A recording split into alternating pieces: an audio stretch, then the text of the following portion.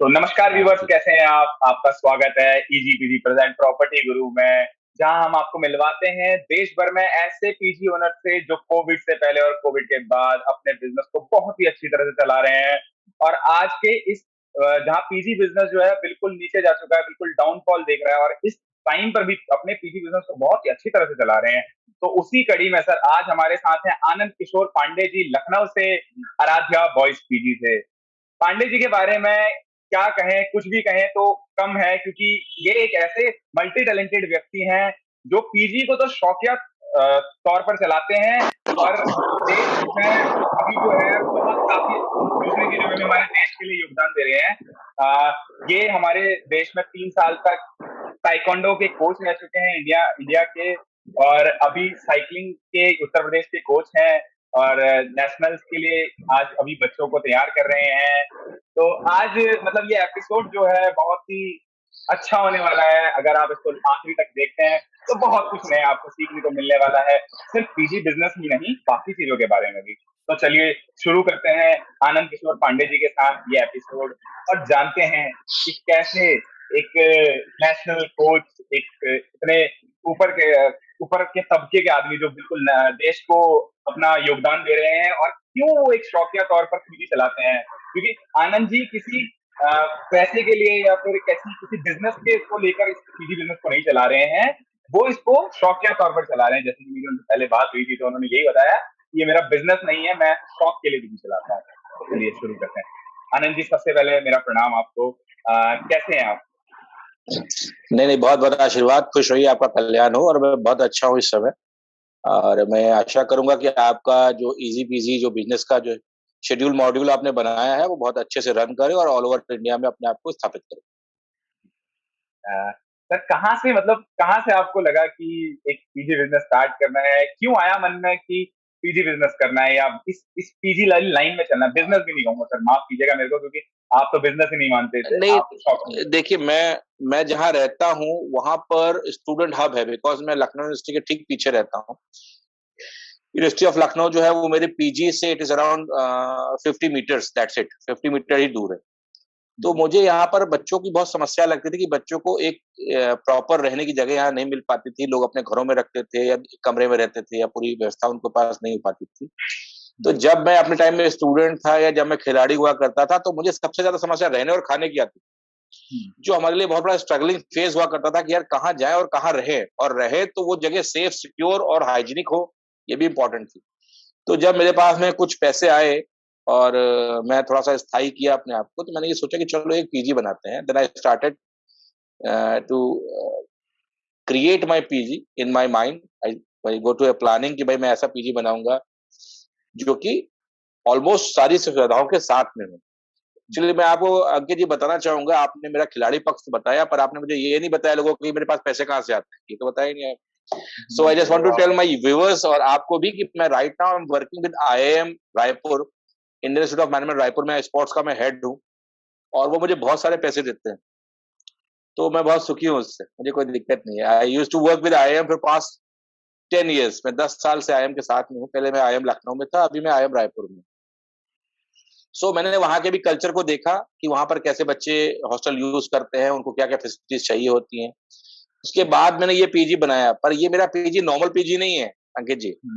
मैं बताऊं, मैं यहाँ पर जब पीजी में किसी बच्चे को एडमिशन देता हूँ तो उसकी पहले पूरे इंटरव्यू लेता हूँ उसका, कि वो कौन है, वो कहाँ से आया और वो क्या करना चाहता है। अगर वो फोकस स्टूडेंट नहीं है in any field, it can be sports और it can be competitive studies. Competitive studies का मतलब ये है कि जैसे वो कैट करना चाहता है, वो क्लैट करना चाहता है, वो आईआईटी करना चाहता है, वो नीट करना चाहता है, तो मेरा उसका स्वागत। अन्यथा मैं बच्चों को अपने इन्वॉल्व नहीं करता। मेरे पास इस समय 40 बच्चे रहते हैं मेरे पीजी में। मेरे पास 18 कमरे हैं, उसमें एसी भी है, नॉन एसी भी है। तो उसमें मैं पहला शर्त मेरा यही होता है, आप अगर कांडपाल जी मेरे पास में आते हैं, कहते हैं सर मुझे रूम चाहिए, तो मैं पूछूं करते क्या हो। आपने कहा मैं बीए करता हूँ, तो मैंने कहा साहब रूम नहीं है आपके लिए। लेकिन अगर आप ये कहते हो बीए के साथ में यूपीएससी की तैयारी भी करता हूँ, तो मैं कहा आपका स्वागत है, आप आइए। तो हमारे तो जो मिनिमम क्राइटेरिया वो ये है कि आपको कॉम्पिटिटिव एग्जाम्स करने होंगे, या आपको कहीं ना कहीं अपने आपको फोकस स्टडी या फोकस स्पोर्ट्स में रखना पड़ेगा। मेरे पास 5 बच्चे क्रिकेट के हैं, जो बाहर बाहर के जिलों से यहाँ क्रिकेट सीखने के लिए आए हुए हैं, जी सर। वो भी मेरे यहाँ रहते हैं। तो आपका ध्येय, आपका फोकस क्लियर होना चाहिए मेरे साथ में कि आपको करना क्या है। संघर्ष के साथी हैं मतलब आप, संघर्ष जो व्यक्ति कर रहा है उसी को आप अपने पीजी में रखेंगे। और जैसे कि आपने हाँ, बताया संघर्ष क्रिकेट का से, स्वागत है।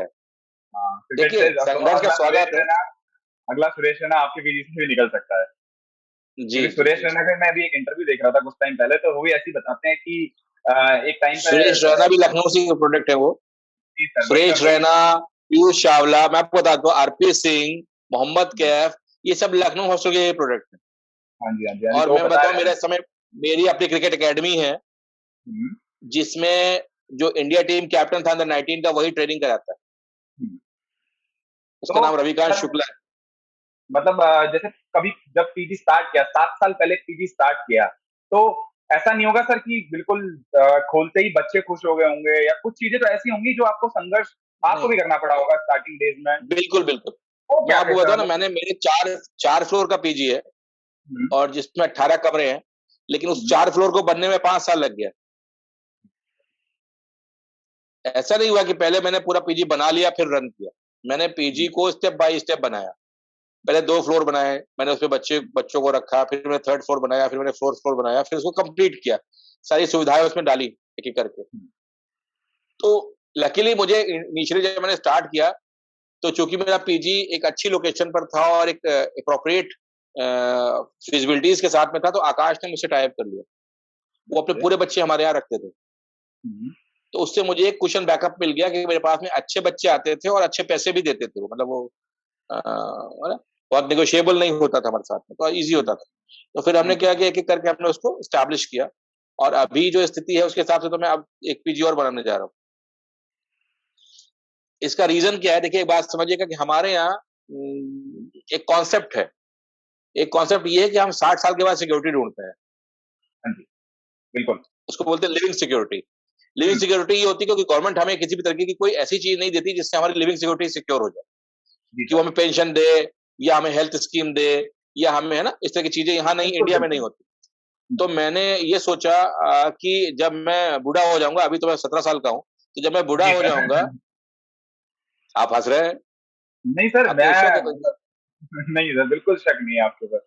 आप अभी हाँ, दिल से तो मैंने जवान ये है सर, कहा दिल कि से अभी 15 मुझे साल की। 15 साल बचे हैं 60 साल होने में, मैंने ये कहा भी, तो मैं, है हाँ, ना, ये सो तो मैंने सोचा था कि कुछ ऐसा रिजर्व फंड क्रिएट किया जाए जिससे कि एक टाइम के बाद में आपके पास में एक बकेट ऑफ फंड्स हो, जिसको कि आप आगे यूटिलाइज कर सके। क्योंकि जो फिजिकलिटी कहती है, फिजिकलिटी ये कहती है कि आपकी एज जैसे जैसे बढ़ती है, आपका फिजिकल लेवल वैसे वैसे कम हो जाता है।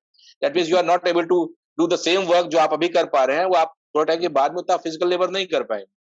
सो मैं इसमें आ गया, और ये मेरे लिए बहुत सुकून का काम है, क्योंकि मेरा ही टेस्ट का काम है। मेरे पास डिफरेंट डिफरेंट बच्चे आते हैं, मैं देखता हूँ, और एक अच्छा चंक ऑफ मनी, क्योंकि मेरा हॉस्टल ऑलमोस्ट हमेशा फुल रहता है ईश्वर कृपा बिल्कुल। से। तो मुझे एक अच्छा अमाउंट जो है वो इसमें से जनरेट हो जाता है, जिससे मेरे साथ साथ सिर्फ मेरा ही नहीं घर चलता है, हम्म, मेरे साथ साथ कम से कम 10 लोगों का घर और चलता है। तो वो भी इंपॉर्टेंट है कि मैं 11 फैमिलीज अपने एक हॉस्टल से चलाता हूँ। जी सर, ये बहुत अच्छी बात है सर। आज के टाइम में ऐसी चीज मिलना बहुत मुश्किल होता है, क्योंकि हाँ, नहीं, मैं आपको ये बताऊं ना, मैं जब पढ़ाई करता था या जब मैं आईएम में था, तो मुझे कलाम साहब ने पढ़ाया, सलाम sir. Doctor APJ Abdul Kalam साहब ने। तो वो जब पढ़ाते थे तो उनके कॉन्सेप्ट बड़े अलग होते थे। जी सर। तो वो ये हमेशा ये कहते थे हमसे कि don't try to create a job seeker, try to create a job creator. Yes job देने की कोशिश करो, जॉब मांगते तो सभी हैं। Yes sir. तो हमने फिर अपने ऐसे सेटअप बनाए, आज मेरे पास में लगभग 60 से ऊपर एम्प्लॉय मेरे अंडर में काम करता है डिफरेंट फील्ड के अंदर। तो मैं ऐसा काम करता हूँ जहां पर एक काम हो और 4-5 लोगों का भला हो जाए, 10 लोगों का भला हो जाए, तो वो उसमें ये हॉस्टल भी आता है। जी सर। सर आपके पीछे आपकी काफी सारी तस्वीरें मुझे नजर आ रही हैं, तो कुछ अपने बारे में बताइए पहले, मेरे को आपके बारे में जानने में काफी रोजगारी साहब ने दिलचस्पी आ रही पीछे। है। हाँ जी सर, काफी सारे मतलब मैं देख पा रहा हूँ कि काफी बहुत बड़े बड़े लोगों के साथ आपकी फोटोज हैं। तो कैसे मतलब ये स्पोर्ट्स में कैसे आए, क्या आपका स्टार्टिंग था, कैसे आपने स्टार्ट किया, क्या चीजें थी स्टार्टिंग डेज में? देखिए अनिल भाई, एक बात समझिए कि बिना संघर्ष के तो कुछ नहीं मिलता। संघर्ष आप भी कर रहे हैं अपने सिस्टम को सपोर्ट करने के लिए, संघर्ष मैं भी कर रहा हूँ अपने सिस्टम को सपोर्ट करने के लिए, और संघर्ष बहुत इंपॉर्टेंट है। संघर्ष का ग्राफ अलग अलग हो सकता है, किसी का कम किसी का ज्यादा, लेकिन संघर्ष तो करना ही पड़ेगा।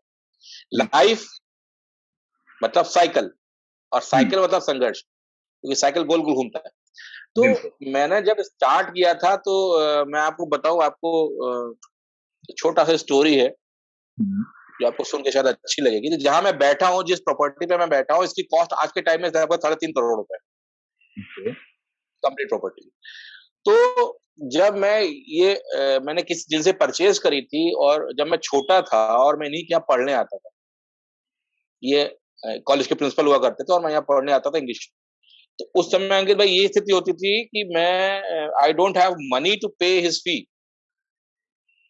The tuition fee. और जब मैं थोड़ा बड़ा हुआ और मैंने अपने आप को स्टेबल स्टैब्लिश किया, देन मैं उनके पास वापस आया, हमने कहा सर ये जगह मुझे दे दो आप। तो वो बोले क्या करोगे इसका? तो मैंने कहा ऐसे यहाँ पे मैं बस दे दीजिए आप, अभी तो मेरे पास कुछ करने को है नहीं, मैं सोचूंगा कि मैं आगे क्या करूंगा, फिर मैं देखता हूँ। उन्होंने मेरे को ये वो जगह बेच दी मुझे, कहीं और सेटल हो गए, कहीं और जाकर रहने लगे। तो आप पहली बात तो ये देखिए कि जो वो बच्चा जो जहां ट्यूशन पढ़ने जाता था, उसके बाद उस समय ट्यूशन के 40 रुपए या 50 रुपए पड़ते थे पर मंथ के, वो भी देने के लिए नहीं होते थे। और फिर मैंने वही बिल्डिंग परचेज करी, उस बिल्डिंग को पूरा का पूरा डिमोलिश किया, डिमोलिश करने के बाद में पूरा वेल एस्टैब्लिश हॉस्टल बनाया। मेरे हॉस्टल के अंदर सारी फैसिलिटीज है, मेरे हॉस्टल में रूम टू रूम वाईफाई है, पूरा फर्निश हॉस्टल है, एसी रूम्स भी है, मेरे हॉस्टल में एसीज भी लगे हुए हैं। ये मेरे हॉस्टल का ऑफिस है जहां से मैं इंटरव्यू कर रहा हूँ। जी सर। ट्रांसपोर्टेशन भी यहाँ मिलता है, मेस भी है, फूडिंग है, सब कुछ यहाँ पे अवेलेबल है। मतलब आपको यहाँ पर आने के बाद क्या कुछ आना नहीं है, यहाँ से आप बुक्स लेके आओ और अपने कपड़े लेकर जाओ। तो उसको बनाने में मुझे इतना समय लगा। तो मैं ये कहता हूँ कि अगर आप संघर्ष, आज की टाइम है अच्छा है, बहुत बढ़िया। आज के टाइम में मुझे लगता है मुझे कि मैं 3-3.5 लाख रुपए की रिसिप्ट जनरेट करता हूँ मंथली, और सारे खर्चे निकालने के बाद में आई डोंट थिंक सो कि मुझे 1.5 लाख 2 लाख रुपए से कम का फायदा या प्रॉफिट जो भी इससे वो होता है मुझे। तो आज के टाइम में एक बड़ी से बड़ी नौकरी भी 1.5 लाख रुपए नहीं जनरेट करती। तो बिजनेस करना थोड़ा रिस्की तो है, पर रिस्क है तो इश्क है। बिल्कुल सही बोला आपने। तो सर मतलब आप काफी सारे काम करते हैं, आप स्पोर्ट्समैन भी हैं, आप एक बिजनेसमैन भी हैं, आप मतलब एक मल्टी टैलेंटेड व्यक्ति आप हैं। तो इन चीजों को मैनेज कैसे करते हैं सर? मल्टी टैलेंटेड नहीं, मैं आपको मल्टी टास्किंग हूँ। हाँ जी सर, वही नहीं, आप मेरे लिए तो मल्टी टैलेंटेड ही हैं, आपके अंदर टैलेंट भी काफी सारे हैं, मल्टी टास्किंग तो आप हैं ही इसके साथ साथ। लेकिन चीज ये आती है कि मैनेज करना। आप जो इंडस्ट्री चला रहे हैं वो एक सर्विस क्लास की इंडस्ट्री है, और सर्विसेज में सर हल्की सी ऊपर नीचे हुई तो बच्चों का बहुत गुस्सा झेलना पड़ता है कई बार कि भैया खाना ऐसा हो गया, भैया पानी नहीं आया। मतलब रोजमर्रा की चीजें हैं, हमें अगर हमारे को दिक्कत होगी तो हम भी बताएंगे। तो मैनेज कैसे करते हैं उन सब चीजों को, उतनी सारी सर्विसेज बच्चों तक पहुंचानी और साथ के साथ अपनी चीजें भी देखनी, अपना आईआईएम का आप हेड हैं उस पे, तो वो चीजें भी देखनी है, बच्चों को भी देखना, तो वो कैसे मैनेज कर पाते हैं?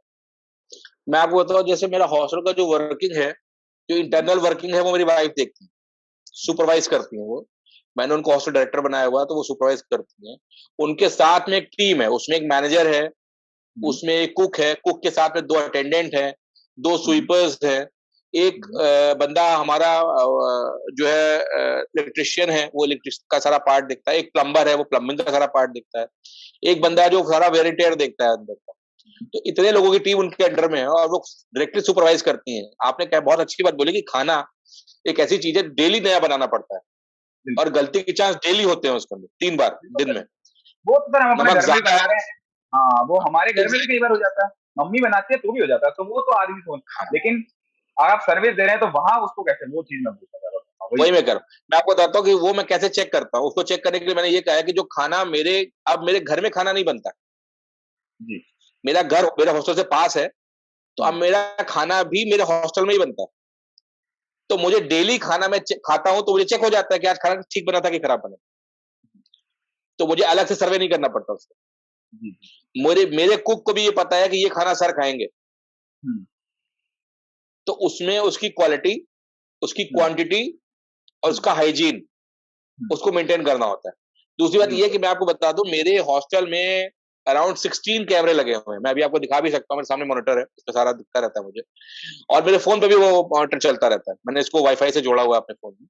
तो मेरे पास में सेकंड सेकंड की रिपोर्ट होती है। बच्चों को भी यहाँ के पता है कि सर हमेशा देखते रहते हैं, उनकी गाड़ी में भी लगा हुआ मॉनिटर, वो गाड़ी में भी चलता रहता है। तो इतना ज्यादा विजिलेंट रखता हूं मैं चीजों को कि लोग, देखिए गलती दो तरीके से नहीं करते। एक तो गलती डर से नहीं करते, हम्म, दूसरा गलती वो कम तब करते हैं जब वो प्रोफेशनल हो जाते बिल्कुल। हैं। तो मैं दोनों चीजों को घटा देता हूँ। एक तो मैं अपने बंदे को काम सिखा सिखा कर प्रोफेशनल बना देता हूँ, और हम्म, डरा डरा करके भी कि देखो यार देख रहा हूँ, गलती किया तो पकड़ लूंगा तुमको। तो दो दफा अलर्ट रहेगा, सर नीचे बैठे हैं ऑफिस में या उनके पास फोन है, वो तुरंत चेक कर लेंगे मेरे साथ क्या गलती थी। और बच्चों को ये यहाँ पर एक प्रिविलेज है कि वो मुझे रात में 2 बजे भी फोन कर सकते हैं, हम्म, और मेरा फोन हमेशा 24 घंटे ऑन रहता है। कोई भी बच्चा मुझे कभी भी फोन कर सकता है, लेकिन वो फोन जस्टिफाइड होना चाहिए। अगर फोन उसने हम्म, मुझे किया और वो अपनी लैंग्वेज को जस्टिफाई नहीं कर पाए या नीड को, तो वो फंस जाएगा। हम्म, तो बिल्कुल सर, मैं समझ फिजूल रहा का फोन नहीं करना है, लेकिन अगर काम है तो कभी भी करो, हूँ। खौफ भी बना जो रहना मर्जी चाहिए, हो। पर वो हाँ, भी है कि हाँ, अगर आपको जरूरत है तो आप करिए। बताओ खौफ कैसे बना रहता है, जब वो मेरे ऑफिस कभी आप आओगे तो आपको भी खौफ बन जाएगा, क्योंकि इंडिया से लेके वर्ल्ड चैंपियनशिप का मेडल टंगा है मेरे को उसमें। ठीक है। तो आदमी कहता है यार ऐसे ही मारपीट वाला आदमी है, पीटेगा बहुत। बिल्कुल सर, बिल्कुल। हाँ, तो दैट मतलब इज अ डिफरेंट। हमको ये ये चीजें। बच्चों को ये दिखाना होता है कि boss, we are achiever, I am the achiever and you should be achiever. यहाँ आओ तो मेरे यहाँ आकर टाइम वेस्ट मत करो, जस्ट क्लियर योर गोल कि आपको ये करना है लाइफ के अंदर, और करो और जाओ यहाँ से। नहीं सर, मुझे एक आपको अपने रास्ते में कोई शौक नहीं। वो एक मेंटोर वाली भूमिका भी बहुत एक वो होती है, एक इतने व्यक्ति के साथ, एक ऐसे व्यक्ति के साथ जो बहुत चीज ये कर रहा है, बहुत हमारे देश के लिए, और अपने आप में एक बहुत अच्छी चीज है। आप मतलब आपसे मिलेगा आदमी तो फिर उससे जीवन में कुछ ना कुछ अलग चीजें सीखने को मिलेंगी। आप वो आदमी है जिससे बहुत कुछ सीख सकता है आदमी। तो आपके पीजी में आके अगर कोई फिर टाइम वेस्ट कर रहा है और आपसे सीख नहीं रहा है चीजें, देखिए उम्र का वो होता है, जैसे जो बच्चे आते हैं, अब हमारा जैसे हम एक उम्र होती है 20 से 22 साल तक, उसमें क्या होता है कि दूसरी जगह पर हम ज्यादा जाना चाहते हैं, लेकिन मेरे को लगता है कि उस उम्र में आपके साथ रहकर आपसे चीजें सीखना वो बच्चे के लिए बहुत ही अच्छी चीज है। आगे आने वाले फ्यूचर में उसके बहुत काम आने वाली है आपके साथ। मतलब एक वो होता है ना कि हमारी एज 20 से लेके 25 तक लिंक बनाने की एज होती है, लोगों के साथ जुड़ने की एज होती है। तो अगर आपके साथ किसी का लिंक बन रहा है तो वो तो उसके लिए बहुत ही अच्छी बात है। मतलब मैं आपके साथ बैठ के आपका इंटरव्यू दे पा रहा हूँ तो ये मेरे लिए सौभाग्य है। तो वो ये चीजें हैं फ्री है। सर। जी सर, बिल्कुल। तो कोविड जो था, कोविड आपने बताया, कोविड से पहले आकाश इंस्टीट्यूट के साथ आपका टाई अप था, तो चीजें थोड़ा आसान हो जाती हैं क्योंकि आपकी फैसिलिटी अच्छी थी, तो आकाश इंस्टीट्यूट ने भी आपके साथ टाई अप किया। लेकिन कोविड के बाद चीजें बदली हैं बिल्कुल। अम, अर्श से फर्श तक वाली बात हो गई। हमारी पीजी मार्केट तो ऐसी गिरी है, जो 400 बेड चला रहे थे वो 40 बेड भी नहीं चला पा रहे थे, क्योंकि बच्चा नहीं आ रहा है। बच्चा कहाँ जा रहा है किसी को नहीं पता चल रहा है। तो क्या आपको क्या लगता है कि कोविड ने क्या मार मारा, कैसे उससे उभरे, कैसे ठीक किया चीजों को, कैसे अभी आपकी 40 बेड के 40 बेड भरे हुए नहीं, कोविड ने तो मुझे बैंक करप्ट कर दिया। हैं? कोविड जो 1.5 साल का पीरियड रहा, या 1.5 साल से ज्यादा का जो पीरियड रहा, जिस समय टोटल लॉकडाउन हो गया और हम्म, कुछ भी नहीं खुला हुआ था, हम्म, उस पर मैंने पूरा हौसला अपना खाली कर दिया। मैं रिस्क नहीं ले सकता था। मैंने अपने बच्चों को बोला आप लोग जाओ घर, हम्म, क्योंकि वो ऐसा पैंडेमिक सिचुएशन था जिसको हम कैलकुलेट नहीं कर पा रहे, बिल्कुल। कभी जिंदगी में आया नहीं। तो हम्म, ना गवर्नमेंट कैलकुलेट कर पा रही थी, ना हम कैलकुलेट कर पा रहे थे। तो मैंने फर्स्ट ईयर में, तो फर्स्ट पैंडेमिक में तो बंद कर दिया टोटल, हम्म, और सबको घर भेज दिया कि आप लोग घर जाओ। हम्म, सेकेंड पैंडेमिक में मेरी कुछ कैलकुलेशन काम आई, तो मैंने कहा ऐसा करो, क्योंकि मैं काफी सोशल भी रहता हूँ, मैंने पैंडेमिक में काफी काम भी किया, काफी हम्म, मुझे अवार्ड अवार्ड भी दिया गवर्नमेंट ने। तो उसके बाद मैंने कहा ऐसा है कि अगर तुमको यहाँ रहना है तो तुम यहीं रहो, फिर यहाँ से बाहर नहीं निकलोगे। जी, तो मैं पूरा हॉस्टल लॉक कर दिया, और जो बच्चे अंदर थे उनको बंदा अंदर ही रखा। मतलब वो 3-4 महीने मेरे हॉस्टल से बाहर ही नहीं गए।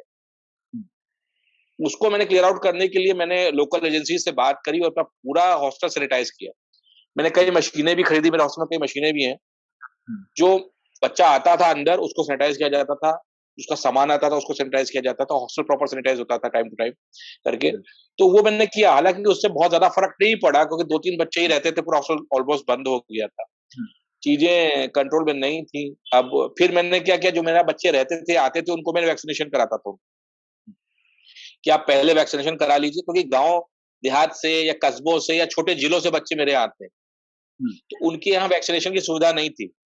क्योंकि मेरा एक ऑफिस में, वैसे आपको बताऊं, मैं यहाँ का ओलंपिक जो है ना, उत्तर प्रदेश ओलंपिक एसोसिएशन में उसका असिस्टेंट सेक्रेटरी भी हूँ।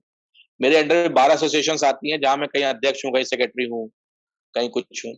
तो जब स्टेडियम में मास वैक्सीनेशन कैंप लगा, तो मैंने सारे बच्चों को अपने लगवा दिया। देखा, सब लोग अपना आधार कार्ड लेके चलो और मैं तुम्हारा वैक्सीनेशन कराता हूँ। तो उसके बाद सेकंड डोज आई, तो मैंने सेकंड डोज भी सबको लगवा दी। तो मेरे हॉस्टल में जो लोग हैं उनका वैक्सीनेशन कंप्लीट है।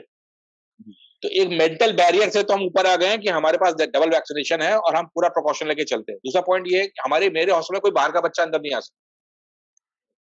ये रूल है कि किसी भी बच्चे के पेरेंट्स, उसके दोस्त या उसके नियर डियर उसके रूम में नहीं जा सकते, जा ही नहीं सकते आप। अगर आपको मिलने का है तो आप हमारे यहाँ कॉमन एरिया है, मेरा ऑफिस है, उसके अंदर आप, बड़ा ऑफिस है, उसमें आप बैठिए, मिलिए और जाइए। कोई दोस्त अलाउ नहीं है। इसका मतलब जो बाहर की एंट्री है वो अंदर नहीं आ सकती, कोरोना अंदर नहीं आ तो सकता। एक, हाँ, तो वो कोशिश करते हैं कि कम से कम एंट्री अंदर बाहर हो। जी जी अच्छा, जी, समझ रहा दूसरा ये मैंने कोरोना टाइम में ये सीखा कि जितना ज्यादा आपका हाइजीन क्लियर होगा, हूँ। उतना आप बचे रहेंगे। जी तो बच्चों के लिए ये हो गया कि आप बिना मास्क के, बिना कोविड प्रोटोकॉल के आप बाहर नहीं जाएंगे, पूरा ध्यान रखिएगा। अच्छा, मेरे पास जो बच्चे हैं वो 99% बच्चे जो है वो बहुत स्टेबल बच्चे आते हैं, जिनका मेंटल लेवल जो है बड़ा स्टेबल होता है, क्योंकि उनको पता है उन्हें करना क्या है। So they don't use to waste their time, और ना अपना वेस्ट करते ना मेरा वेस्ट करते। तो एक सेंटेंस उनके लिए काफी होता है। बाकी जैसे आपने मुझे एक ऐप दिया हुआ है जिसको मैं यूज करता हूँ, वैसे मैंने अपने लिए भी एक ऐप बनाया हुआ था पहले, जिसमें मैं ग्रुप सेंटेंसेस हमेशा फ्लोट करता था कि यार ये करना है, ये करना है, ये करना है, ये नहीं करना। और टाइम टू टाइम मैं हर 15 दिन पे, 20 दिन पे एक कंबाइंड मीटिंग क्रिएट करता हूँ, जो सारे बच्चे आते हैं खाना खाने के बाद। फिर उनसे ये पूछा जाता है कि ये बताइए कि आपको हमसे क्या समस्या है, और हम ये बताते हैं कि हमें आपसे क्या समस्या है। तो हम दोनों लोग बैठ करके म्यूचुअली से सॉर्ट आउट करते हैं, उसका एक मिडवे निकालते हैं कि नहीं सर, ऐसे नहीं, ऐसे कर लीजिए। और मैं आपको एक बात और बता दूं अनिल जी, मैं मेरे यहाँ जो अंदर आने का प्रोसेस है वो तो लंबा है, कि आप हमारे हॉस्टल को ज्वाइन करिए। यहाँ से बाहर जाने का प्रोसेस बहुत आसान है। 2 मिनट लेता हूँ बाहर निकालने के लिए, बैग पैक और वापस। डिसिप्लिन सर जरूरी है। हाँ, अगर बहुत जरूरी है। फोकस, अगर सारे बच्चों को फोकस रखना है, सब बच्चों को कहीं ना कहीं पहुंचना है, तो डिसिप्लिन मुझे लगता है बहुत जरूरी है। अगर एक भी बच्चा डिसिप्लिन तोड़ रहा है तो नहीं, वो नहीं जरूरत है। अगर सबको, और मैं आपको, क्योंकि वो है, एक गंदी मछली पूरा तालाब गंदा कर सकती है, वही वाली चीज है। हाँ, तो मैं ऐसी मछली को बाहर निकाल देता हूँ, पहले तालाब साफ रखता हूँ। तो सबसे पहले तो मैं आपको बता दूं, मेरे हॉस्टल में आप कभी आके देखिए, मेरे हॉस्टल में कोई बोर्ड नहीं लगा है, एक सिंगल बोर्ड नहीं लगा हुआ है कि यहाँ इस नाम का कोई हॉस्टल है। दूसरा, मैं कभी वॉक इन वाले को लेता ही नहीं। मेरे पास जो भी बच्चा एडमिशन लेता है वो ऑनलाइन आता है।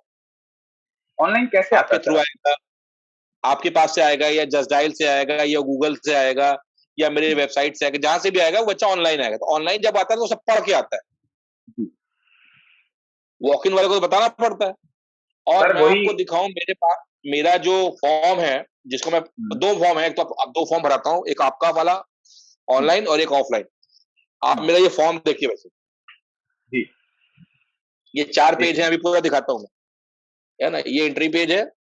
इसमें इतने रूल लिख दिए है ना कि आधी जायदाद जायदाद लिखा लूंगा मैं आपको, ये देखिए। जी जी जी और ये पीछे इसके रूल्स रेगुलेशन है। जी। ठीक है। ये सर, तो ये ठीक है काफी, मतलब आप देखेंगे इजी पीजी के आप ऐप को यूज करते हैं तो उसमें भी ये रेंटल एग्रीमेंट आपका अपलोडेड हाँ, रहता है। पूरा है, उसमें ये रूल, उसमें एक एक चीज है। उसमें ये रूल जरूरी है। तो सर जैसे आपने भी बताया ना मेरे को, आपकी वेबसाइट है, आप जस्ट डायल से लेते हैं, आप गूगल से लेते हैं, तो मैं अगर मैं आपको एक ऐसी चीज बताऊंगा तो शायद आप भी हैरान हो जाएंगे कि इजी पीजी भी आपको आपकी एक वेबसाइट देने जा रहा है ऐसी। हाँ, सर देखा मैंने आप आपका जस्ट, मिशन पढ़ा, बोलिए। हाँ तो जस्ट डायल तो आप सर जैसे आप खोलेंगे तो आपको दिखेगा वो बाबा आदम के जमाने की वेबसाइट है, वो वेबसाइट नहीं है। वो बच्चा आज जो है मिलेनियल्स हैं, बच्चों को चाहिए 2016 के बाद जो डिजिटलाइजेशन इंडिया में हुआ है तो हर कोई चाहता है डिजिटल बनना। आप बड़ी कंपनीज की वेबसाइट देखेंगे ना, तो स्टेंजा का नाम लेते हैं मान लीजिए, स्टेंजा की वेबसाइट देखेंगे, बच्चा देखेगा, बच्चा देखते ही उसको मतलब सब चीजें क्लियर है, कोई ऐसा चीज नहीं छोड़ी। लेकिन आज के टाइम पर हम देखेंगे लिस्टिंग वेबसाइट्स की हालत खस्ता है। और हमारे जो ओनर्स हैं, ईजीपीजी के ओनर्स जो हैं, उसको इस चीज का भुगतान ना करना पड़े, इसीलिए ईजीपीजी की लिस्टिंग वेबसाइट, सर मतलब जो चीजें चाहिए, मतलब कहीं जाने की जरूरत नहीं है, वो चीजें हमने उसमें डाल दी है। जैसे आपने बताया ना, ऑनलाइन में आपको फोन नहीं आएगा, क्योंकि आपकी वेबसाइट पे आपकी सारी फैसिलिटी, आपके सारे रेंटिंग रूल्स, आपकी सारी लोकेशन, आपके सारे फोन नंबर, आपका व्हाट्सएप नंबर, आपकी प्राइस, आपकी फोटो सब वहीं पे मिल जाएगी। तो बच्चे को फालतू फोन करना नहीं, पसंद आ रहा है, रेंटिंग रूल्स समझ में आ रहे हैं तो आएगा, नहीं तो नहीं आएगा वो फालतू। सही, आप बिल्कुल, मेरे को आपकी बात बहुत सही लगी कि बोर्ड नहीं लगाने, कुछ नहीं लगाने। वो यही चीज के लिए कि हमारे ओनर्स कहीं पीछे ना रह जाए। जो आज क्या हो रहा है कि सारी बड़ी कंपनियां कर रही है, डिजिटलाइजेशन कर रही है, अपने आप को डिजिटल डिजिटल डिजिटल, इस चीज में बहुत जोर लग रहा है। तो उसी चीज को हमने खत्म करने के लिए कि हमारे ओनर थोड़ा ना पीछे रहने चाहिए, जब वो अपने पीजी को डिजिटल तरीके से चला रहे हैं, अपने पीजी को टेक्नोलॉजी में ले आ चुके हैं, टेक्नोलॉजी का यूज अपने पीजी में कर रहे हैं, तो क्यों ना उनकी लिस्टिंग भी ऐसी जगह करें, उनको भी वेबसाइट दी जाए। उनको ये ना हो कि यार हमारे पास वेबसाइट नहीं है। तो आप देखिएगा, अगर आपको भी पसंद आएगी, मैं आपको अभी दिखा भी सकता नहीं था बिल्कुल। स्क्रीन शेयर करके, लेकिन कभी बाद में आपको भेजते हैं वो चीज। सर, कहाँ से लगा आपको, कहाँ से ये चीज का महसूस कहाँ से हुई कि एक डिजिटल ऐप की जरूरत है अपने इस हॉस्टल को चलाने के लिए? देखिए, डिजिटल ऐप की आवश्यकता मुझे इसलिए लगी क्योंकि मैं दिखता हूँ, मैंने अभी अपने लैपटॉप में एक एक क्रिएट किया हुआ है जहाँ पे मैं सिंगल स्क्रीन पे सारी वो लेके चलता हूँ, हम्म। अपनी डिटेल सारी। तो मुझे ये हम्म। लगता था कि जो मेरे लैपटॉप पर है, अगर मेरे फ़ोन पर आ जाए, हम्म। तो मेरे लिए बड़ा आसान हो जाएगा। जब आपका ऐप आया तो मुझे काफ़ी हद तक कन्विंसिंग लगा क्योंकि उसमें जो सुविधाएँ थी वो मेरे लैपटॉप से मिलती-जुलती थी। जी। तो और चूँकि मेरे हाथ में थी तो मैं कभी भी इसको एक्सेस कर सकता था। जी। तो उसकी जो पहले तो मुझे जो आपका फर्स्ट वर्ज़न जब मैंने यूज़ किया तो वो काफ़ी ईज़ी था। हम्म। क्योंकि ऑल्दो हम लोग बहुत टेक्नो सेवी नहीं है, to be very hmm. Honest मैं उतना टेक्नो सेवी नहीं हो पाता हूँ क्योंकि टाइम का बहुत कंस्ट्रेंट रहता है। जी सर, मैं समझ तो सकता हूँ। लेकिन जब आपका ऐप आया तो काफ़ी मुझे काफ़ी कन्विंस कर गया कि मैंने कहा ये तो ठीक है, एक ही सिंगल मेरे हाथ में रहता है सारा डेटा, मेरे फ़ोन में रहता है सारा जी। डेटा। मैं कभी भी उसको एक्सेस कर सकता हूँ और कहीं से भी मैं उसको जवाब दे सकता हूँ किसी का। नहीं जी। तो मुझे वेट करना पड़ता कि मैं अपना लैपटॉप खोलूँ और ये देखूँ कि अभी मेरे जो हॉस्टल है उसकी स्थिति है क्या? कितने रूम खाली हैं या कौन-सा बेड खाली है? या जी। क्या तरह की चीज़।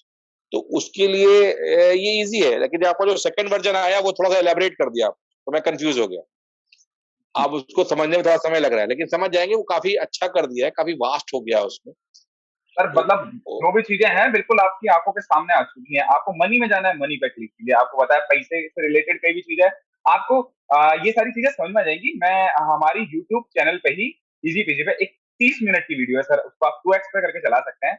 मैंने खुद उसमें सब कुछ एक्सप्लेन किया हुआ है कि कैसे कैसे आप ऐप को चला सकते हैं, क्या नया है ऐप में, और कैसे आपका फायदे की चीज हो सकती है वो। मैं खुद अब मैं मेरा आपको मैं देखिए रिव्यू आपको। ये देखिए आप मेरा लैपटॉप अब इस लैपटॉप में हम्म। जितना भी जितना भी डाटा होता है, वो मैं जी। इसमें अपना डाल लेता हूँ। जी। लेकिन अब मुझे पता है कि कहाँ पर कौन-सी चीज़ खाली है, किसने फीस दी जी। है, किसने नहीं दी है और डाटा मेरा अपडेट होता है। लाइट जला दो सारी बार। एक्शन पे आपने कर रखी है। लाइट लाइट, जी। हैं? जी सर। ढूँढो कहाँ से जलती है? है ना? अब ये हाँ चीज़ जी। क्या किया आपकी वजह से क्या हुआ कि ये जो चीज़ें थी वो मेरे उस पे आ गई, फ़ोन पे आ गई। फ़ोन पे आ गया। जी सर। हाँ, और फ़ोन पे आने का फ़ायदा ये हुआ कि मैं यहीं से जब कोई बंदा मुझे जॉइन करता है तो मैं उसको रजिस्टर्ड करता हूँ और उसके पास सारी डिटेल ट्रांसफ़र हो जाती जी। है। आपका कार्ड भी है, वो कार्ड भी मैं ट्रांसफ़र कर देता हूँ, बिज़नेस कार्ड भी ट्रांसफ़र करता हूँ, सब कुछ है। तो वो एक अच्छा है और कैलकुलेटिव भी है, आपके पास रिमाइंडर्स भी आते हैं, आप रिमाइंडर भी भेज देते हो। तो बहुत कन्विंसिंग है मुझे, अभी पूरा समझ जाऊँगा तो और बताऊँगा। जी सर। सर, मैं अगर आपको ये बोलूँ कि अभी आप कार्ड भेजते थे, और मैं अगर आपको ये बोलूँ, अब मैं आपको एक ऐसा क्यूआर कोड दे दूँगा कि आपको क्यूआर कोड भेजना है, किसी भी बच्चे को क्यूआर कोड भेजो, और क्यूआर कोड भेज के ही आपकी पूरी प्रॉपर्टी वो देख सकता है। वो क्यूआर कोड आपकी ही माइक्रो साइट जो हम बना रहे हैं, उसी का क्यूआर कोड होगा, और आप वो कार्ड की बजाय क्यूआर कोड भेजिए, आपकी सारी फैसिलिटीज़ वहाँ पहुँच जाएँगी।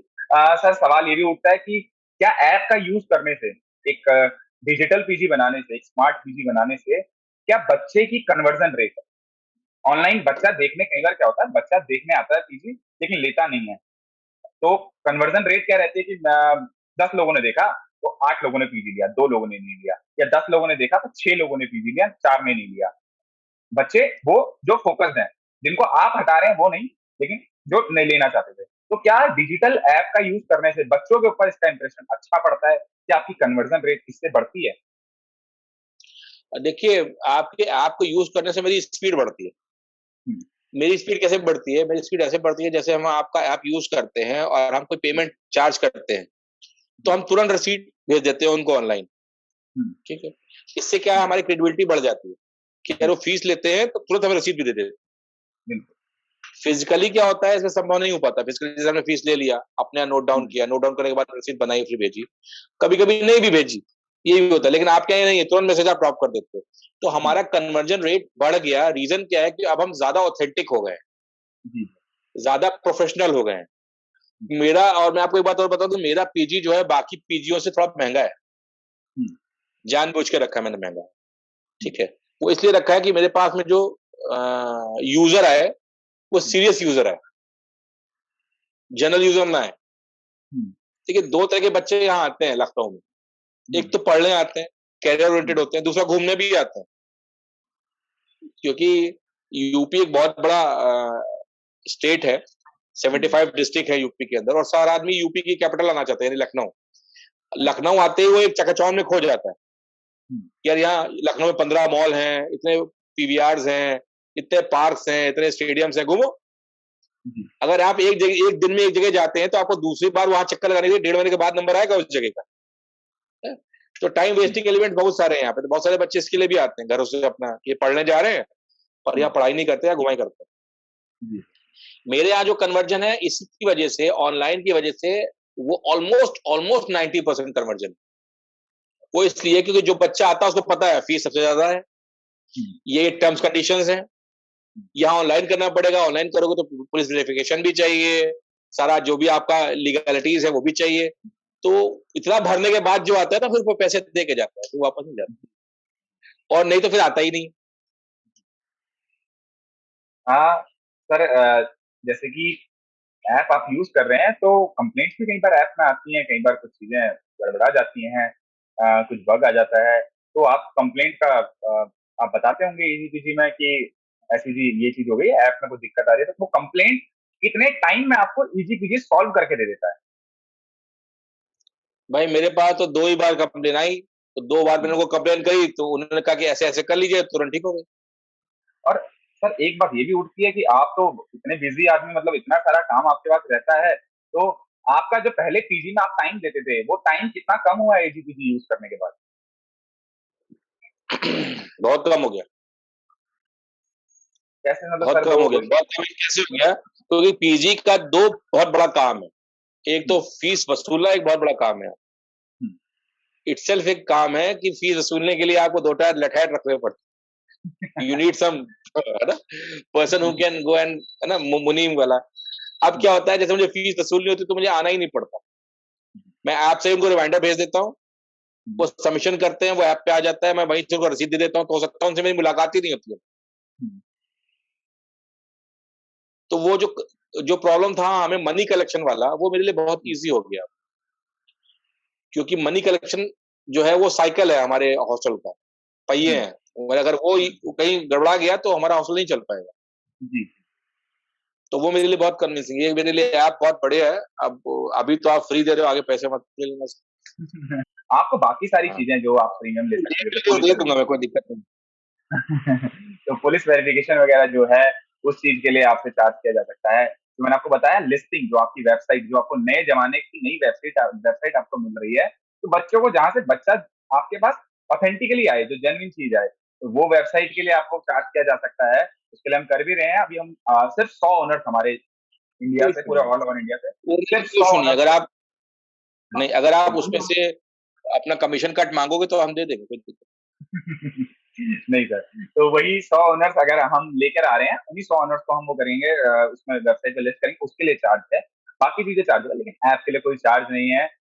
यही मतलब हमारी यूएसपी यही है कि अब हम चार्ज नहीं करेंगे। पहले करते थे सर, हम चार्ज भी करते थे पहले, लेकिन अब आपको पता है कोरोना के बाद हालत मार्केट की खराब है, ओनर्स नहीं दे सकते चार्ज, क्योंकि नहीं चल रहे, हम तो, हमें हर ओनर के हिसाब से चलना है। नहीं। तो कोरोना की वजह से मार्केट खराब है, तो मार्केट भी तो आप भी तो हैं। नहीं सर, हमें मार्केट के हिसाब से देख के चलना पड़ेगा ना, कि हर ओनर अच्छा, दे रहा नहीं, दे कोई रहा नहीं पा नहीं, रहा मैं आपको है। एक हम सजेशन मेरा ये था कि अगर इसको हम्म, आप, अभी आपने इसको मोबाइल ऐप बनाया हुआ है, मोबाइल ऐप से अगर ये पीसी पर आ जाए या जी, लैपटॉप पे आ जाए तो ये जी, और ज्यादा बढ़ जाएगा। जी सर। क्योंकि मोबाइल की प्रॉब्लम क्या होती है, मोबाइल का स्क्रीन छोटा होता है, जी, तो उसको ना जज आउट करने के लिए बड़ी थोड़ा सा उसमें लगना पड़ता है। अगर वो हमारे लैपटॉप पर आ जाए या हमारे पीसी पर आ जाए हुँ। तो वो और ज्यादा यूजफुल हो जाएगा। सर बेसिकली हम कोशिश करेंगे कि इसको लैपटॉप पे भी ले आएँ, लेकिन रीज़न इसके पीछे ये है ना कि आज के टाइम पर हर छोटा ओनर, बड़ा ओनर, हर कोई मोबाइल तो यूज़ कर सकता है। लेकिन कुछ लोग ऐसे होते हैं सर जो पीसी चला रहे हैं लेकिन अभी नहीं उतने ज़्यादा वो हैं, तो वो मोबाइल में यूज़ कर लेते हैं। हम कोशिश करेंगे कि सर हम आपके लिए इसको लैपटॉप पे भी ले आएँ। सर कितने लोगों तक आप ईज़ी पीसी को रिकमेंड करते हैं? कितने लोगों तक पहुँचाने की कोशिश करते हैं? क्योंकि आपको अच्छा लगता है तो ज़रूर, आपको मेरे को लगता है कि आप रिकमेंड भी करते होंगे। कितने लोगों तक करते हैं?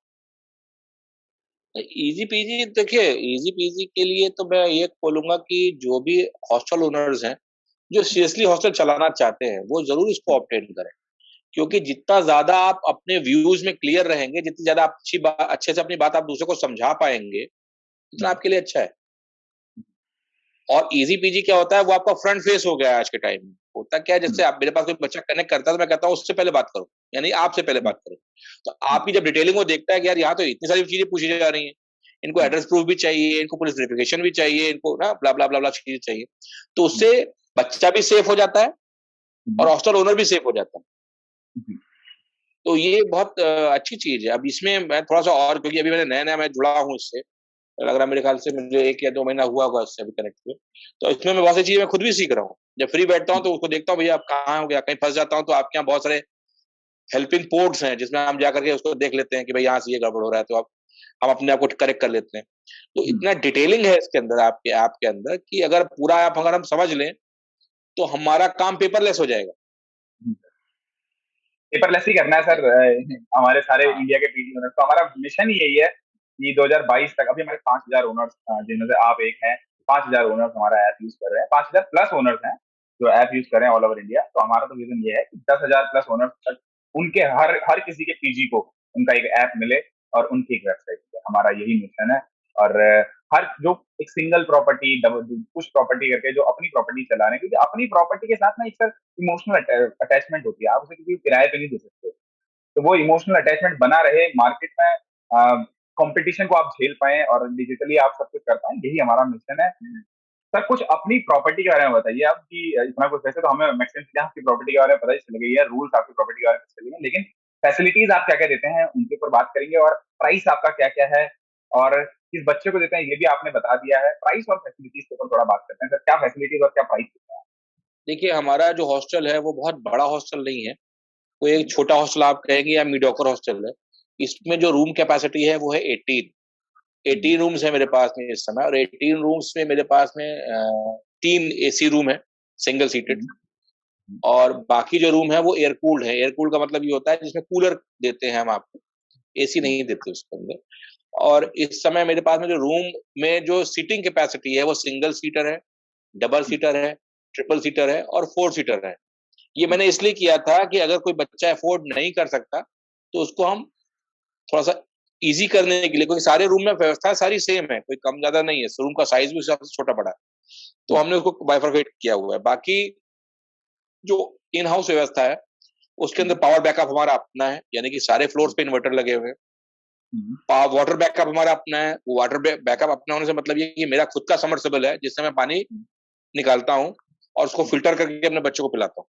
जी, मेरे सारे फ्लोर्स पर वाटर पूरी प्यूरिफायर लगा हुआ है और वाटर कूलर लगा हुआ है जी, जो बच्चे यूज करते हैं। जी, मेरे सारे फ्लोर्स पे फायर फाइटिंग सिस्टम लगा हुआ है, जी, ये थोड़ा सा रेयर है। मेरे सारे फ्लोर्स पे फ्लोर वाइज 5-5 कैमरे लगे हुए हैं, हम्म, जो मैं पूरा फ्लोर मॉनिटर करता हूँ, ग्राउंड फ्लोर से लेकर के टॉप हेड यानी छत तक मैं पूरा मॉनिटर करता हूँ। मेरे हॉस्टल के चारों तरफ यानी कि सराउंडिंग्स में सड़कों पे कैमरे लगे हुए हैं। घर की बात नहीं कर रहा हूँ, सड़क की बात कर जी रहा हूँ। सर, समझ गया मैं आपकी बात तो को, मेरे मतलब पूरी हॉस्टल से, सिक्योरिटी गाइड। हाँ, मेरे हॉस्टल से 50-60 मीटर का जो रेडियस है वो मैं पूरा अपने हॉस्टल से बैठ कर देख सकता हूँ। दूसरा ये है कि मेरे हॉस्टल में मैंने, चूंकि मेरे बच्चे ऑनलाइन पढ़ाई कर रहे थे बीच में, तो इनको स्पीडी वाईफाई चाहिए होता है, तो मैंने स्पेशली अपने यहाँ जियो फाइबर का कनेक्शन लिया है। 2 जियो फाइबर कनेक्शन है और बाकी बूस्टर लगे हुए हैं। तो मैं 150 Mbps की स्पीड देता हूँ रूम के अंदर, बाहर नहीं, रूम के अंदर। और जो हमारा जो कॉमन हॉल है, हम लोग जर्नल टीवी नहीं देखते, हम लोग जियो फाइबर का जो स्मार्ट टीवी है वो मैंने लगाया हुआ है। ऐप सारे उसमें 12 ऐप्स पड़े रहते हैं, तो वो बच्चे वो देखते हैं। कोई आजकल के बच्चे वो साउथ बाहु वाला तो देखते नहीं है, उनको यूट्यूब चाहिए, उनको हाँ अब अपडेटेड चैनल चाहिए, उनको सब चाहिए, तो वो हमारे यहाँ लगा हुआ है, वो हम दिखाते हैं। चाहिए, हाँ नेटफ्लिक्स है, हाँ वही सब कुछ, वो ये अगड़ा मगड़ा होता है, आपको जानते समझदार हो आप। तो वो है। अच्छा, इन रूम जो फैसिलिटी है वो ये है कि रूम पूरा का पूरा फर्निश्ड है। रूम फर्निश्ड का मतलब ये है कि उसमें बॉक्स बेड है, गद्दा होता है, तकिया होता है, चादर, study table, chair, study table के साथ ही लाइट, फैन और कूलर, ये एक बच्चे को मिलता है। तो ये हमारे यहाँ लॉन्ड्री छोड़ के बाकी सब कुछ है। अब बीच में ट्रांसपोर्टेशन भी देते थे, गाड़ी भी रखी थी हमने कहीं आने जाने के लिए, लेकिन वो फिजिबल नहीं भी, फिर मैंने उसको बंद कर दिया यार। वो प्राइसिंग मतलब क्या था उनकी रूम की प्राइसिंग क्या क्या है? डबल सिंगल प्राइसिंग हम ये कि हम जो चार्ज करते हैं वो हम 10,000 रुपए से चार्ज करते हैं। मैं आपको स्पष्ट बता रहा हूँ, 10,000 rupees plus light AC single seated, 8,000 rupees including, मतलब उसके साथ में हमको खाना रहना, मतलब जैसे 10,000 रुपए का जो चार्ज हमने आपसे लिया, उसमें हम आपको 3 मील्स देते हैं, लाइट देते हैं, एसी नहीं, एसी इन्वॉल्वमेंट देते हैं उसमें। जब आप एसी यूज करो उसका पैसा आपको अलग से देना पड़ेगा लाइट का। सिंगल सीटेड होता है, फुल्ली फर्निश्ड होता है, डबल बेड आपको उसके अंदर मिलता है, एलमीरा उसके अंदर आपको मिलती है, लाइट सिंगल करके। वो जनरली हम डॉक्टर्स को ही देते हैं, जिनको जो उसको यूज करें और जो उसको पे भी कर पाए, या नीट प्रिपरेशन वाले को हम सिंगल सीटेड देते हैं, बाकी सिंगल सीटेड किसी को नहीं देते। बाकी जो अदर है उसके अंदर आपको पूरी फैसिलिटीज मिलती है। 2 सीटर है तो 2 बेड पड़ेंगे उसके अंदर, 2 गद्दे, 2 एलमीरा, फैन एक ही होता है, कोई बीच में लगता है, कूलर एक होता है क्योंकि वो दोनों को कवर करता है। तो इस तरह की फैसिलिटीज पूरी होती है। हमारे पास अपना मेस है, जो मेस आपका खाने की व्यवस्था करता है, वो मेरे ऑनलाइन दिखता रहता है। उसके अंदर 2 कुक है, अटेंडेंट है, हमारी वाइफ है, वो खुद खाना सुपरवाइज करती है। हमारे यहाँ सफाई करने के लिए 2 लोग आते हैं। उनका ये है कि वो डेली आएंगे और पूरे हॉस्टल को मेरे पास 12 बाथरूम्स हैं, 12 नहीं 12, 14 बाथरूम, 14 बाथरूम्स हैं 18 रूम के अंदर, तो वो डेली साफ होते हैं। वो काम है, वो आएगा डेली साफ करेगा, और जिन जिन के रूम खुले होंगे उनके रूम के अंदर जाके रूम की सफाई करेगा। ये छोटे छोटे सिस्टम्स हैं जो काफी अच्छे से वर्क कर रहे हैं। अब तो सब कुछ ऑटो रन में आ गया है, तो ऑटोमेटिक चलता है। लेकिन हमारे एक छोटी सी इंपॉर्टेंट बात है, हमारे यहाँ जो बच्चा खाना खाता है और जिसमें खाता है, समझिएगा, वो उसको खुद साफ करना है। ऐसा क्यों सर? वो बर्तन को खुद धोना है। बताता हूँ ऐसा क्यों। ऐसा इसलिए कि जब आप अपना खाना खाते हो और वेस्ट, तो वेस्ट करना अलाउ नहीं है। वेस्ट जब आप लाते हो डस्टबिन में, तो आपको दुख होता है कि यार हमने इतना खाना वेस्ट कर दिया आज। खुद ही वो थाली धोनी पड़ती है, आपको धो के रखनी पड़ती है ना। तो आपको ये रियलाइज होता है उस समय कि यार हमने आज गलत काम किया, हमें इतना खाना नहीं लेना चाहिए था जो हमने आज फेंका है डस्टबिन के अंदर। तो मेरा यहाँ का सीन ये है कि आपको हमारे यहाँ खाना अनलिमिटेड है, खाने का कोई लिमिट नहीं है कि आप कितना खाओगे, हम जज नहीं करते, लेकिन आप जितना खाओगे उतना ही आप लोगे। मतलब बात तो आपकी लग रहा है, पता चल रहा है आप कलाम साहब के वो है स्टूडेंट है, तो जो चीजें आपने अपने पीछे करी है वो काफी चीजें, मतलब वहां से मैं मिला सकता हूँ, मेरे को जा रहा दिमाग वहां पे तक कि हाँ ऐसा ऐसा कुछ है। तो मतलब काफी बहुत ही, मैं इतने सारे पॉडकास्ट ले चुका हूँ, लेकिन आपसे बात करके एक अलग चीजें मुझे जानने को मिली। कैसे इतना बिजी शेड्यूल होने के बाद भी चीजों को मैनेज किया जा सकता है, कैसे इतनी जगह हम देश में योगदान दे सकते हैं, और उसके साथ भी अपने लिए भी हम कुछ काम कर सकते हैं, कुछ सीखने का खुद के लिए कर सकते हैं, अपने लिए लिविंग सिक्योरिटी कैसे करें 60 साल के बाद, जैसे कि आपने सोच रखा है। और जैसे कि सर आपने बीच में बोला था कि अभी आप एक 17 साल के व्यक्ति हैं, तो सर उसी में मेरे को एक बात याद आई कि एक स्पोर्ट्समैन कभी भी बूढ़ा नहीं होता, वो हमेशा जवान रहता है। तो वो लेकिन आपका देखिए एक बात समझिए हमेशा, हर चीज का एंड रिजल्ट पैसा कमाना नहीं होता है। आप पैसे कमाने के साथ साथ उसको कितना डाइवर्सिफाई कर सकते हैं, कैसे चीजों को बांट सकते हैं, आपकी सोशल रिस्पॉन्सिबिलिटी तो है। बिल्कुल। तो मुझे ऐसा लगता है कि ये जो मेरे पास बच्चे आए हुए हैं, ये मेरे देश का भविष्य है। इनको मैं वेस्ट नहीं कर सकता। Although I am a hostel owner, I am running a business, that's a different show together. But first thing क्या है कि ये बच्चा आया है, कल को एक डॉक्टर बनेगा या इंजीनियर बनेगा या एक वकील बनेगा या एक स्पोर्ट्समैन बनेगा, तो जाके डिलीवर किसको करेगा? सोसाइटी को। और सोसाइटी से बिल्कुल क्या बनेगा? देश। तो बिल्कुल आखिरी में हम बना तो देश रहे हैं ना। बिल्कुल सर। तो क्यों हम अपने आप को इतना हल्का महसूस करा देते हैं कि यार हम तो सिर्फ हॉस्टल चलाएंगे? अरे क्या, आप क्यों हॉस्टल चलाओगे? आप देश बना रहे हो भैया, ठीक से रहो।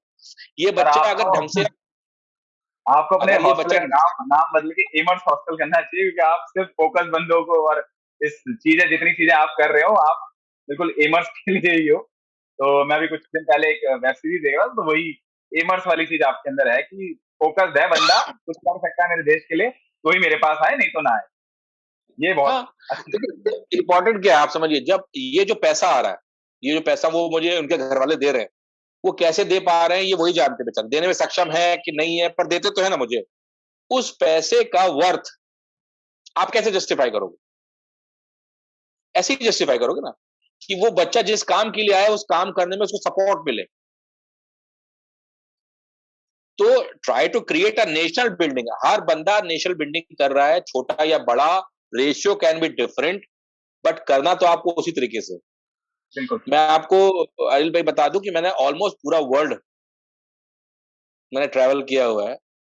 और मैं जब ट्रैवल करता हूं तो वहां जाकर के देखता हूं कि ये हो क्या रहा है वहां, और हम क्या कर रहे हैं। जी। ठीक है, तो आप ये मत समझिए कि आप खुद कैसे, आप एक काम कर रहे हैं, आपने एक ऐप बनाया, आप उसको सर्कुलेट कर रहे हैं। आप क्यों कर रहे हैं ये काम? एक तो देखिए जो सीधा सा फैक्ट है, आप डेटा कलेक्ट कर रहे हो। दूसरी बात है कि आप कैसे अपने आप को इसको कैसे फीजिबल कर रहे हो, ये आप ज्यादा मुझसे ज्यादा बेटर समझते होगे। लेकिन चूंकि आप चीजों को ऑनलाइन पेपरलेस कर रहे हो, तो नेशन बिल्डिंग भी तो कर रहे हो। हमारी स्पीड बन रही है, आप हमें सपोर्ट कर रहे हो, तो एक हॉस्टल स्टेबल हो रहा है, एक जी हॉस्टल स्टेबल हो रहा है, तो वो बच्चा स्टेबल हो रहा है जो इसके अंदर रह रहा है। ठीक बिल्कुल है, सर। तो ये सब इंटरकनेक्टेड है आपस में, ये चीज अलग अलग नहीं हो सकती। जी सर।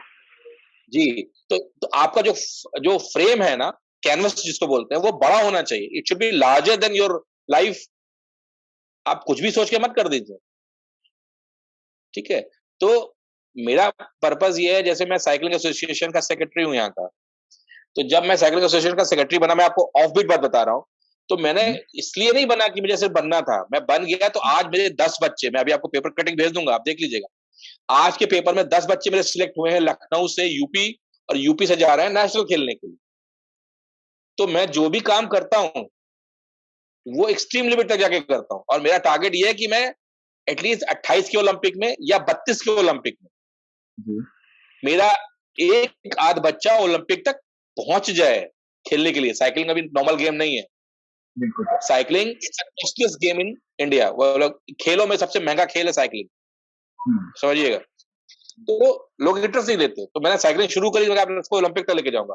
हॉस्टल शुरू किया तो उसको लास्ट लिमिट तक लेके जाऊंगा। यहाँ से बच्चे जब आए, यार वहां चले चलो, तो वहां जैसे होता है ना, इलाहाबाद जाओ तो आप आईएएस बन जाओगे, दिल्ली जाओ तो जेएनयू पहुंच जाओ तो आप अच्छे, है ना। तो इस तरह से यार जी वहां सर। उस हॉस्टल में चलो, वहां जाओ तो कुछ ना कुछ बन जाओगे आप। कुछ बनना है तो वहां पहुंचिए। हाँ, वहां राज्य बनो। बॉयज तो हॉस्टल। लगेगा, इसको टाइम लगेगा, लेकिन टाइम लगने के बाद में, जब एक टाइम के बाद में, आज से 5 साल 7 साल 10 साल के बाद जब आपकी एक इमेज बन जाएगी, आप सुपर 30 जैसे हो जाओगे, तो सोचिए वो क्या बात होगी। जी सर, बिल्कुल बिल्कुल, मैं समझ रहा बताए वहां 40 बच्चे जाते हैं रहने के लिए, और 40 में से 20 निकलते हैं कुछ बन के, हूँ। या जी 30 निकलते हैं कुछ बन के। तो वो सर, बिल्कुल हम वो आपके साथ फ्रेम तब भी है। हैं आज भी। वो 10 साल बाद भी ईजीपीजी आपके साथ खड़ा मिलेगा। और काफी अच्छा लगा सर आपसे बातचीत करके। बहुत इंटरेस्टिंग बातें थी। और मैं आशा करूंगा कि जल्दी हम फिर किसी एक ऐसी मुद्दे को लेकर उठे बैठे और कुछ ऐसी बातें फिर से करें।